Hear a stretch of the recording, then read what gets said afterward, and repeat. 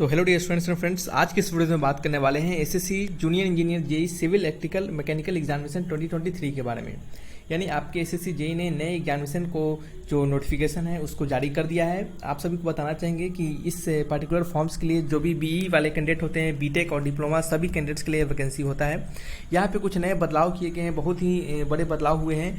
तो उस बदलाव में क्या क्या हुए हैं आपको सारी जानकारी यहाँ पे दी जाएंगे। इस पर्टिकुलर फॉर्म्स के रिगार्डिंग सिलेक्शन प्रोसेस क्या रहेगा, नए बदलाव होने के बाद सिलेक्शन प्रोसेस क्या हो गया है, सैलरी कितनी मिलेगी, सभी तमाम जानकारी आपको यहाँ पे देंगे। जैसे काम क्या करना होता है, काम सिंपली क्या होता है, जूनियर इंजीनियर का काम होता है उसके हर एक डिपार्टमेंट में काम को असिस्ट करना। ठीक है, तो चलिए ये क्या होंगे, इसके आपके पूरा कंप्लीट डिटेल्स होंगे इस वीडियोस में। तो कंप्लीट वीडियोस पे बने रहिएगा और अच्छे से बात कीजिएगा, और क्या पैटर्न में बदलाव हुआ है नहीं हुआ है ये सभी कुछ को यहाँ पे हम डील करेंगे। चलिए यहाँ पे बात करते हैं स्टूडेंट। सबसे पहले यहाँ पे एप्लीकेशन फ़ी के बारे में, और सबसे पहले बात करेंगे इंपॉर्टेंट डेट्स के बारे में। इंपॉर्टेंट डेट्स जो होगा वो 26/7/2023 से एप्लीकेशन फॉर्म भरना स्टार्ट होगा। लास्ट डेट अप्लाई फॉर्म का 16/8/2023 होगा। लास्ट डेट फी पेमेंट का, ऑनलाइन फी पेमेंट का 16/8/2023 होगा। करेक्शन डेट 17-18 अगस्त के बीच में आपको करेक्शन डेट दिया जाएगा। और पेपर 1 का एग्जामिनेशन जो सीबीटी होंगे आपके वो आपके अक्टूबर में कंडक्ट करवाया जाएगा, टेंटेटिव डेट है। और आपका पेपर 2 का जो एग्जामिनेशन होगा वो नोटिफाई आपको कर दिया जाएगा।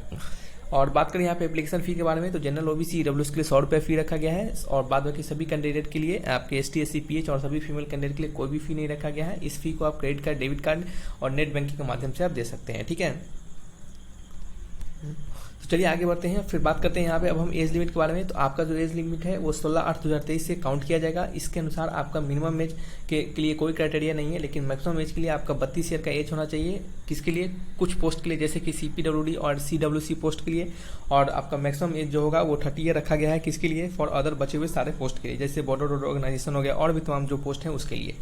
अब बात करते हैं यहाँ पे कैटेगरी वाइज वैकेंसी के बारे में। तो टोटल 1327 वैकेंसी पे पोस्ट को निकाला गया है। बढ़िया वैकेंसी है, अच्छे लेवल का वैकेंसी है। और यहाँ पे जो वैकेंसी है इसमें आपके कैटेगरी वाइज सारे पोस्टों को आप यहाँ से चेक कर सकते हैं। आपको टोटल पोस्ट 1327 पोस्ट यहाँ पे हो जाता है। ठीक है, आगे बढ़ते हैं और थोड़ा सा जानकारी लेते हैं कि और किन किन पोस्टों पे वैकेंसी को निकाला गया है, क्या क्या डिपार्टमेंट है। जैसे कि बॉर्डर रोड ऑर्गेनाइजेशन है, बीआरओ है, इसमें बीई बीटेक वाले, डिप्लोमा वाले सारे कैंडिडेट्स आपके एलिजिबल होते हैं, लेकिन डिप्लोमा वाले कैंडिडेट के लिए 2 ईयर का एक्सपीरियंस मांगा जाता है। बात करते हैं सेंट्रल पावर डिपार्टमेंट, जैसे कि आपके सीपीडब्ल्यूडी, इसमें आपके इलेक्ट्रिकल, सिविल, मैकेनिकल सभी के लिए ये है आपका। इसमें आपका इंजीनियरिंग, डिप्लोमा, रिलेटेड ट्रेड सारे लोग यहाँ पे एप्लीकेबल होते हैं। ठीक है, इसमें बीई बीटेक डिप्लोमा सभी लोग भर सकते हैं। नेक्स्ट आपका सेंट्रल पावर आपके कमीशन, जैसे कि आपका CWP यानी central power and water power and research station, जिसमें कि सभी लोग एलिजिबल होते हैं, सिविल, मैकेनिकल, इलेक्ट्रिकल, और इसके लिए भी आपको डिग्री वही मांगा गया है। ठीक है, फिर नेक्स्ट है आपका सेंट्रल पावर कमीशन CWC, इसके सिविल मैकेनिकल आपके एलिजिबल है, इसके लिए आपको इलेक्ट्रिकल इंजीनियरिंग डिग्री चाहिए या फिर डिप्लोमा डिग्री चाहिए।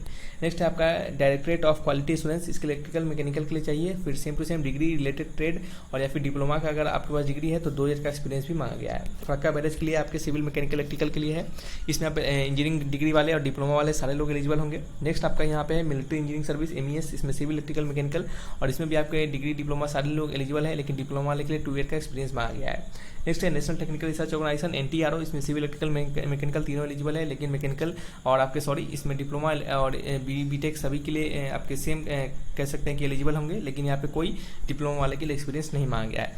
ये क्या होंगे आपके जो आपके अलग अलग प्रकार के जो ट्रेड है उसके रिगार्डिंग डिपार्टमेंट है, उसके रिगार्डिंग वैकेंसी हमने बता दिया। अब चलिए जल्दी से जाते हैं ऑफिशियल नोटिफिकेशन की ओर, और वहाँ पे जाके सारे तमाम जानकारी को वहाँ पे हम आपको देते हैं। तो चलिए सभी दोस्तों भाइयों, यहाँ पे आप वीडियोस को देख रहे होंगे, यहाँ पे हम ऑफिशियल नोटिफिकेशन पे हैं। तो नेक्स्ट आगे की ओर बढ़ते हैं और आपको यहाँ पे सारे बचे हुए और इन्फॉर्मेशन को देते हैं। थोड़ा सा आपको यहाँ पे यह भी बताएंगे कि जैसे कि ये जो आपके किस किस जो डिपार्टमेंट है उसमें किस प्रकार से कैसे वैकेंसी को बांटा गया है, आप इसको खुद से पढ़ लीजिएगा। इसका जो नोटिफिकेशन है वो हम आपको टेलीग्राम चैनल पर सेंड कर देंगे। लिंक टेलीग्राम चैनल का डिस्क्रिप्शन बॉक्स में दे दिया गया है, जाकर उससे ज्वाइन कर लीजिए। वहाँ पे आप मैसेज जैसे ही करेंगे कि सर सेंड कर दीजिए, हम आपको वहाँ पे इस नोटिफिकेशन को सेंड कर देंगे। आप वहाँ से डाउनलोड कर सकते हैं या फिर इसका ऑफिशियल साइट से भी डाउनलोड कर सकते हैं। आप देख सकते हैं सारे जो अलग अलग डिपार्टमेंट है और सिविल, मैकेनिकल, इलेक्ट्रिकल जितने भी है सभी के लिए अलग अलग प्रकार से वैकेंसी को बांटा गया है। आप यहाँ से देखकर इस चीज़ को समझ सकते हैं, ये एक एक चीज़ को पढ़ के बताने की जरूरत नहीं है। ठीक है, अब यहाँ पे चलते हैं नेक्स्ट। अब बात कर लेते हैं यहाँ पे एज रिलैक्सेशन के बारे में। तो सभी लोग अपना एज रिलैक्सेशन यहाँ से चेक कर सकते हैं। ठीक है, नेक्स्ट आगे बढ़ते हैं और इस नोटिफिकेशन में, और हम सारे नोटिफिकेशन को पढ़ें अच्छे से। हम आपको जो भी बता रहे हैं, आपको यहाँ पे मेन चीज़ जो है उसको बता रहे हैं। अगर आपको फिर भी कोई डाउट होगा तो आप कमेंट बॉक्स में लिखकर हमसे पूछिएगा। ठीक है, नेक्स्ट आगे बढ़ते हैं और आपको यहाँ पे एग्जामिनेशन सेंटर के बारे में बता देते हैं। देख लीजिएगा यहाँ पे सारे एग्जामिनेशन सेंटर है, ये एसएससी के एग्जामिनेशन होते हैं, ये लगभग सारे सिटी सारे स्टेट्स में एग्जामिनेशन को कंडक्ट करवाते हैं, इसके लिए आपको टेंशन लेने की जरूरत नहीं है, और जो भी इनके बारे में जानते होंगे उन्हें सब कुछ पता होगा। ठीक है, देखिए नेक्स्ट यहाँ पे स्कीम ऑफ एग्जामिनेशन। अब यहाँ पे हम आपको बताएंगे कि क्या बदलाव हुआ है, क्या क्या कैसे कैसे किए गए हैं। ठीक है, देखिए यहाँ पे स्कीम ऑफ एग्जामिनेशन के बारे में बात करें तो पेपर 1 और पेपर 2 दो आपके पेपर में इस बार एग्जामिनेशन होंगे। ठीक है, और आपके दोनों पेपर जो होंगे वो CBT based computer based examination होंगे। पहले क्या होता था, सिर्फ पहला पेपर जो होता था वो सीबीटी बेस्ड होता था और दूसरा पेपर जो होता था वो डिस्क्रिप्टिव पेपर होता था, लेकिन अब दोनों पेपर क्या कर दिए गए हैं, सीबीटी बेस्ड को कर दिए गए हैं, यानी कंप्यूटर बेस्ड एग्जामिनेशन दोनों पेपर आपके होंगे। अब बात कर लेते हैं पेपर 1 में कैसे क्वेश्चन पूछे जाएंगे। पेपर 1 में आपका कंप्यूटर बेस्ड एग्जामिनेशन होगा, जिसमें कि पहला सब्जेक्ट होगा जनरल इंटेलिजेंस एंड रीजनिंग, दूसरा सब्जेक्ट होगा जनरल अवेयरनेस, और तीसरा सब्जेक्ट जो होगा जो भी आप डिपार्टमेंट से भरे हैं, जो भी आपका ट्रेड है जैसे कि सिविल है, मैकेनिकल है, इलेक्ट्रिकल है, जिसके लिए भी आपने भरा है उसका आपका एग्जामिनेशन होगा। ठीक है, 50-50 क्वेश्चन के जनरल इंटेलिजेंस रीजनिंग और अवेयरनेस के क्वेश्चन होंगे, और बचे हुए 100 क्वेश्चन जो होंगे आपके जो भी आपका ट्रेड होगा उससे होंगे। टोटल 200 क्वेश्चन होगा, आपके 200 मार्क्स के क्वेश्चन होंगे और 2 घंटे का समय दिया जाएगा। ठीक है, ये पेपर 1 का हो गया। फिर पेपर 2 के बारे में बात करें, पहले जो पेपर 2 होता था वो डिस्क्रिप्टिव टाइप होता था, लिखने वाला, लेकिन अब क्या कर दिया गया है, इसको भी कंप्यूटर बेस्ड कर दिया गया है। इसके लिए क्या है, इसमें आपको क्या करना है, या तो आपने जिस भी ट्रेड में भरा है, जैसे कि सिविल में भरा है, मैकेनिकल, इलेक्ट्रिकल, जिसमें भी भरा है आपने, उस ट्रेड में आपको एग्जामिनेशन देना पड़ेगा। 100 प्रश्न होंगे, 100 मार्क्स के 300 मार्क्स के आपके एग्जामिनेशन होंगे, 2 घंटे का यहाँ पे भी आपको समय दिया जाएगा। ठीक है, यहाँ पे कुछ चीज़ों को पढ़ लीजिएगा आप। यहाँ पे ये सभी ये जो हमने बताया आपको, ये सभी कुछ इसमें यही सब लिखा हुआ है। ठीक है, और आपके जो पेपर होंगे वो हिंदी और इंग्लिश दोनों माध्यम में होंगे, सो आपको चिंता करने की बात नहीं है। निगेटिव मार्किंग रखा गया है, 1/3 ऑफ द निगेटिव मार्किंग रखा गया है। हर एक गलती पर 1/3 ऑफ द मार्क्स आपके क्या कर लिए जाएंगे, डिडक्ट कर लिए जाएंगे। ठीक है, और ध्यान से देखिएगा यहाँ पे लिखा गया है कैंडिडेट्स को कैलकुलेटर और आपके लॉगरिथमिक टेबल, स्टीम टेबल, ये सभी कुछ अलाउ है सिर्फ पेपर 2 के लिए, ओनली पेपर 2 के लिए अलाउ है। ध्यान से देखिएगा, पेपर 1 के लिए अलाउ नहीं है। ठीक है, तो ये बात को आपको पता होना चाहिए। ठीक है, और ये सभी कुछ जो आपको हमने डिटेल बताया है, ये सभी कुछ आपको अच्छे से समझ में आया होगा। ठीक है, और फिर भी यदि किसी प्रकार का डाउट होगा तो कमेंट बॉक्स में लिखकर हमसे पूछिएगा। अब बात करते हैं यहाँ पे इंडिकेटिव सिलेबस के बारे में। तो सिलेबस जो है आप एक एक करके देख सकते हैं। यहाँ पे पेपर 1 का सिलेबस क्या है आपका, देखिए जनरल अवेयरनेस का, इंटेलिजेंस रीजनिंग का, और पेपर 1 के जो आपके ट्रेड के एग्जामिनेशन होंगे उसके देख सकते हैं सिलेबस। फिर पेपर 2 का सिलेबस जो होगा सिविल के लिए, देखिए कितना बड़ा सिलेबस है, ये सिलेबस आपको समझ में आ रहा होगा जो भी सिविल के कैंडिडेट होंगे।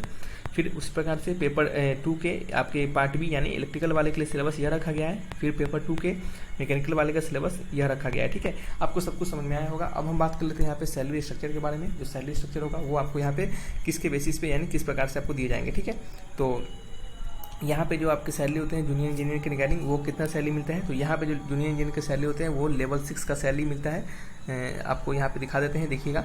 चलिए यहाँ पे देख रहे होंगे आपको यहाँ पे लेवल 6 का सैलरी मिलता है, जो कि 35,400 से लेके 1,12,400 के बीच में आपका सैलरी होता है 7th पे कमीशन से। यानी आपका स्टार्टिंग का जो सैलरी होता है वो लगभग आपका कह सकते हैं कि 50 के आसपास, 50+ के आसपास आपका सैलरी होता है बिल्कुल स्टार्टिंग में ही। ठीक है, तो शायद आपको सारे डिटेल समझ में आए होंगे, क्या बदलाव हुए हैं, कैसे हुए हैं। आपके सिलेबस में कोई बदलाव नहीं हुआ है, पैटर्न में बदलाव हुआ है। ठीक है, तो चिंता करने की बात नहीं है, अच्छे से पढ़ाई कीजिए, आपका जरूर सिलेक्शन होगा। ठीक है, तो चलिए रखते हैं इस वीडियो को, मिलेंगे नेक्स्ट वीडियो में। फिर भी कोई डाउट होगा तो आप कमेंट बॉक्स में लिखकर हमसे पूछिएगा। थैंक्स फॉर वॉचिंग, तब तक के लिए बाय बाय।